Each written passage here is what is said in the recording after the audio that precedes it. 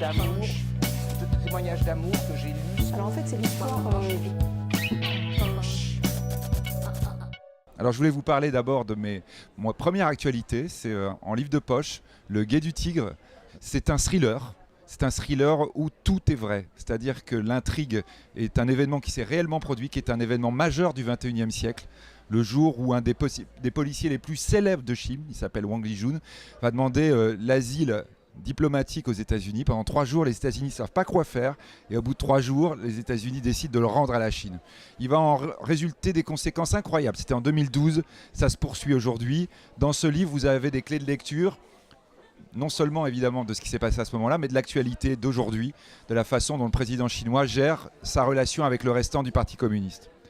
Alors j'enchaîne avec mon autre actualité. C'est un livre là, alors celui-ci il n'est pas encore en poche parce qu'il vient juste de sortir au mois d'avril aux éditions Anne Carrière. Il s'appelle En tout espoir de cause. Le monde de demain a déjà commencé. Celui-ci, c'est vraiment aussi pour la jeunesse aujourd'hui qui peut avoir peut-être un peu le moral à zéro quand elle est en train de regarder ce qui se passe économiquement, quand elle se demande quel va être son avenir. Et en réponse, eh bien, les jeunes gens peuvent dire que leur modèle existe déjà, que le modèle pérenne existe déjà, que le vrai problème que nous avons, c'est sortir du modèle ancien, mais que si vous regardez la réalité économique aujourd'hui, le plus grand des patrons s'appelle peut-être Mark Zuckerberg, c'est patron de Facebook. Et ce qui est important pour notamment les jeunes Français, c'est reprendre confiance en l'avenir, c'est dire on veut essayer de se risquer par rapport à ce que peut devenir l'économie. Et à ce moment-là, l'avenir nous appartient. C'est un livre d'espoir et un livre lucide, parce qu'évidemment, par rapport à cela, ça veut dire qu'il n'y a pas intérêt non plus à rater les trains qui sont en train de passer. Donc ça, c'est le grand message de ce livre. Puis juste, je vais terminer par un coup de cœur.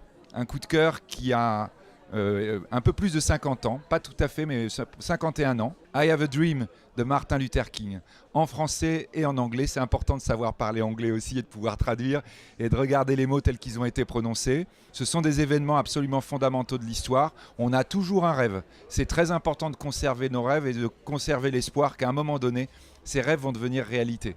Un coup de cœur à lire, mais peut-être aussi surtout un coup de cœur à méditer.